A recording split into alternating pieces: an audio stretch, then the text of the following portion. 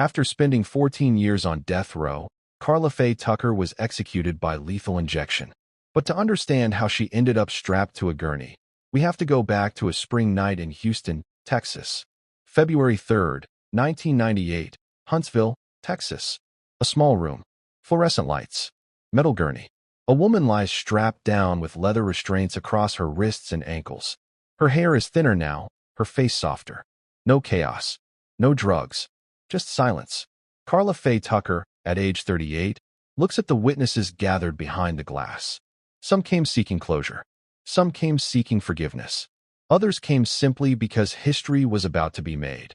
The first woman executed in Texas in 135 years, and one of the most talked about inmates in the history of the death penalty in the United States.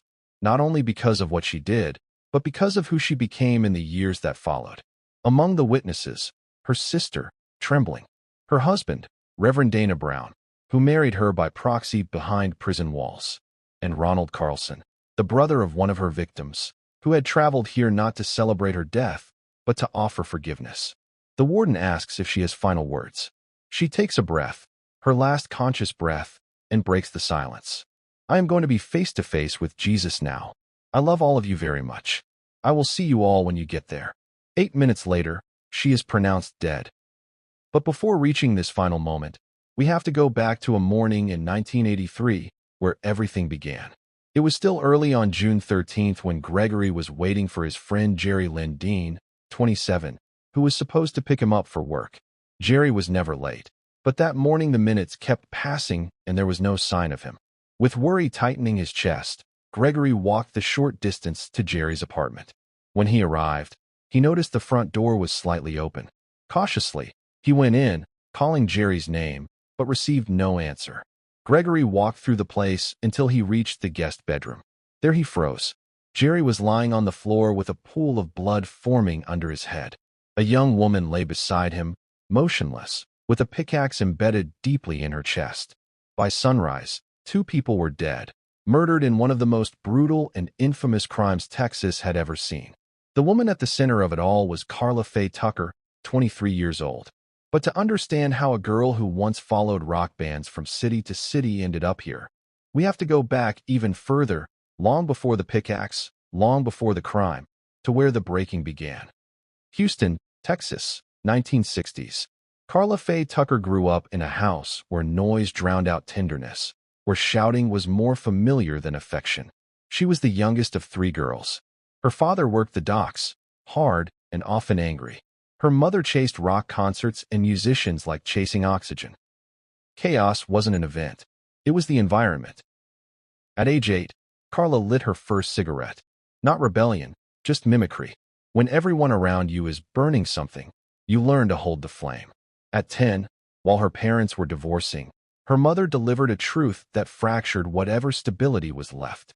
You weren't born from love. You were born from an affair. A child isn't built to carry that weight. The words didn't just hurt, they rewired her. If she was a mistake, then maybe nothing she did mattered. If love was never the reason she existed, then why chase it? By 12, she was doing drugs and having sex.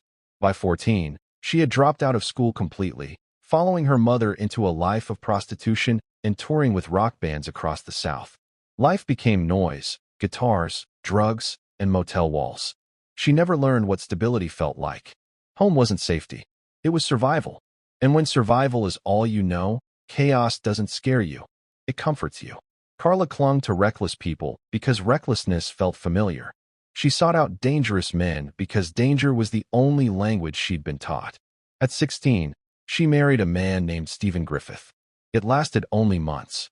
She left, sinking deeper into Houston's biker underworld, a place where violence wasn't shocking, just expected. Chaos felt like home. And she was about to find more of it. Houston's outlaw biker scene wasn't hard to find if you were already broken. And Karla was. That's where she met Sean Dean. Another woman caught in reckless cycles of drugs and bad men. Sean was volatile, impulsive, the kind of person who lived like every night might be her last.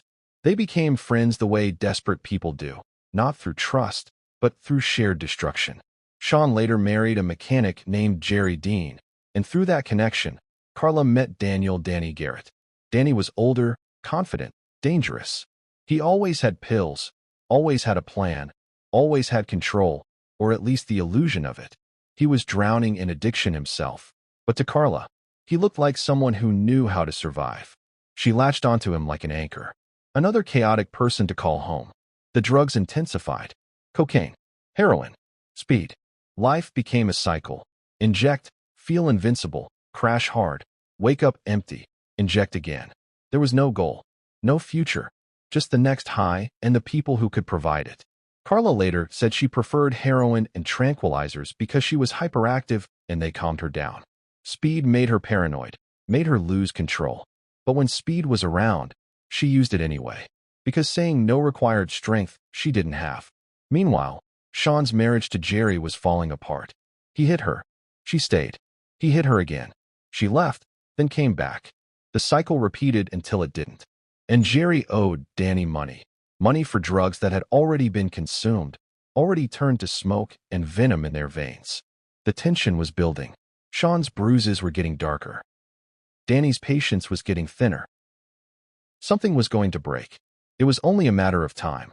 June 1983, Houston, Texas. For 3 days, Karla, Danny, and several friends locked themselves into a small brick house, drowning themselves in pills, speed, cocaine, and tequila. Time dissolved. People passed out, revived, injected more, and kept going. The party was supposed to be a birthday celebration for Karla's older sister, Carrie. What started as ordinary excess turned into a 3-day marathon of drugs, alcohol, and anything else that could push them further. Clothes disappeared. Boundaries too. Everyone there, Danny, Karla, Carrie, and Jimmy, Leibrandt, were trapped in the same spiral. Bottles of beer, whiskey, and tequila washed down with handfuls of pills. It was a buffet of destruction, devoured like candy. On top of all that, they had been using considerable amounts of cocaine and homemade speed. Karla later said she normally didn't use speed. Her preference was heroin and tranquilizers because she was hyperactive and speed always made her paranoid, made her lose control. But that night they were cooking speed and injecting it because they had it there.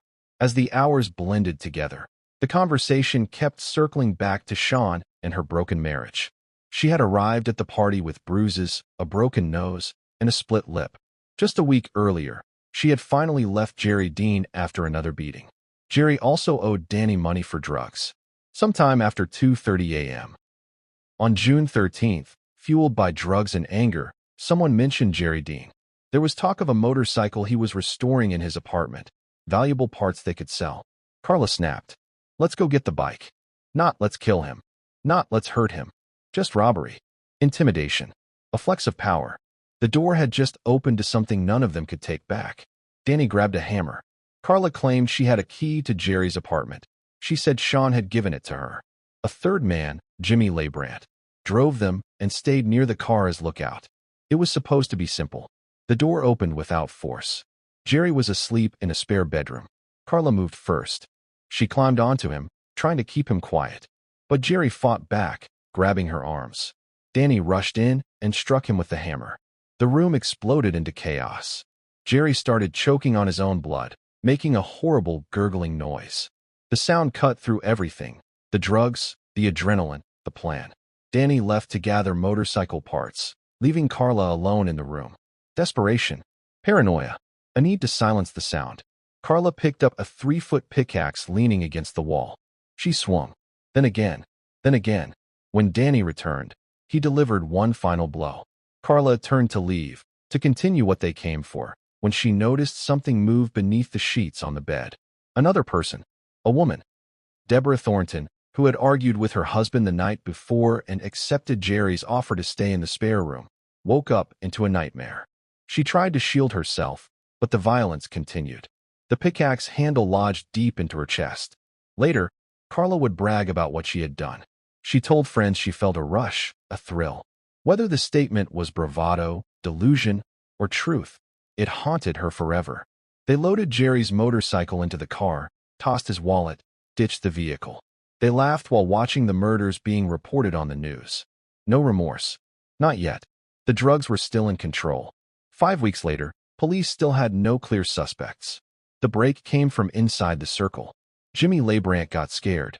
The weight of what he'd witnessed crushed him until he couldn't carry it anymore. He went to the police and confessed everything. The party, the plan, the murders, the names. Then came the betrayal that sealed their fate. Danny's own brother, known as Duck, told police everything after overhearing the bragging. The murders had become stories they told at parties, details only the killers could have known. Duck even wore a wire, capturing Karla and Danny boasting about what they'd done. Arrest was swift. Karla was charged with 2 murders. During the trial, in a desperate attempt to save herself, Karla testified against Danny. Because of her cooperation and a strange legal twist, the charge for Deborah Thornton's murder was dropped. She was convicted only for Jerry Dean's death, but the jury showed no mercy.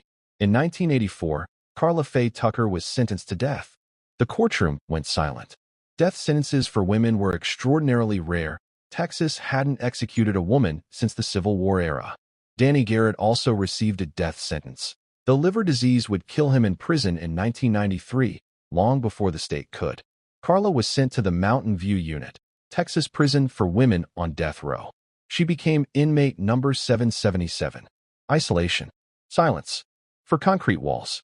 No more parties. No more drugs to numb the noise. No more chaos to hide behind. For the first time in her life, Carla Faye Tucker was alone with herself and the weight of what she had done. The girl who had never known stability was about to discover something she never expected to find in a cell. One day, during the early weeks of waiting for trial, a prison ministry volunteer handed her a Bible. Out of boredom or curiosity, she opened it. Karla later said, "I didn't understand what I was reading, but the more I read, the more I cried." Alone on the cold floor of her cell, she broke. She prayed. She begged for forgiveness. She claimed a rebirth. Whether manufactured or real, prisoners don't convert to Christianity and then stay clean and compassionate for 14 straight years without slipping.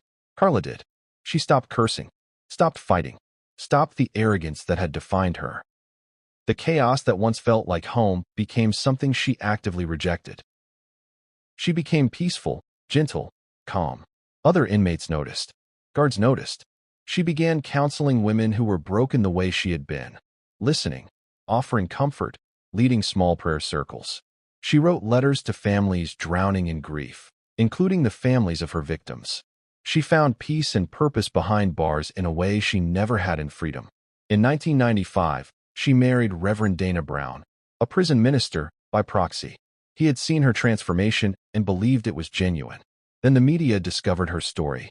The Pickaxe Killer who found God. The woman on death row who claimed redemption. She gave interviews, poised, articulate, remorseful. She didn't make excuses. She owned what she had done. Churches rallied behind her. Politicians took notice. She was no longer just Carla Faye Tucker, murderer. She became a symbol. People began saying, "This is not the same woman who swung that pickaxe." But Texas didn't care about redemption. Only justice.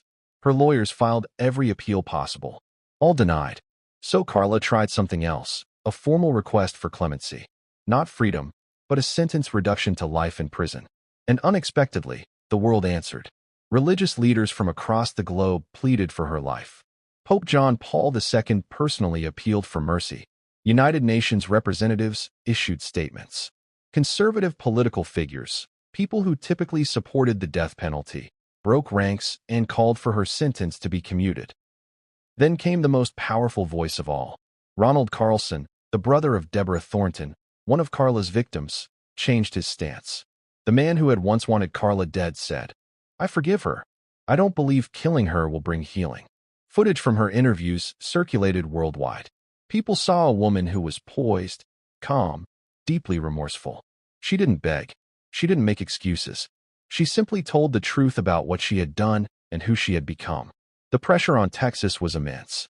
But in Texas, clemency requires a recommendation from the parole board, and that recommendation rarely comes. On January 28, 1998, they rejected her request. Governor George W. Bush, then preparing his future presidential run, reviewed the case. Without the parole board's approval, he refused to intervene. He later said the question wasn't whether she had changed, but whether the punishment fit the crime. Karla's fate was sealed. When told the news, she didn't scream. She didn't fight. She had already made peace with what was coming. She accepted her fate. All that was left now was the final walk. February 3rd, 1998, Huntsville, Texas. For her last meal, Karla selected something simple. No indulgence. No extravagance. A banana. A peach. A garden salad with ranch dressing. She walked willingly to the gurney, her steps steady, her face calm. She had chosen 4 witnesses: her sister, her husband Reverend Dana Brown, and Ronald Carlson, the brother of one of her victims. The warden asked if she had final words. She looked through the glass at the Thornton and Dean families, the very families she had shattered. Soft voice. No tremble. I'm so sorry. I hope God will give you peace with this. Then she turned to her loved ones. I am going to be face to face with Jesus now. I love all of you very much. I will see you all when you get there. The lethal injection began. She whispered prayers. She hummed softly. She looked toward the ceiling, her expression serene. 6:45 p.m., pronounced dead. The room stayed silent. Even hardened prison staff would later say that something shifted inside them that night. The captain of the execution team later quit his job and abandoned his support for the death penalty.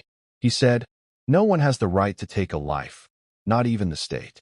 Carla Faye Tucker became the first woman executed in Texas since 1863, and only the second woman executed in the United States since the death penalty was reinstated in 1976. Was she a cold-blooded killer? Yes. Did she change? Many believed so. Was justice served? That question is still argued today.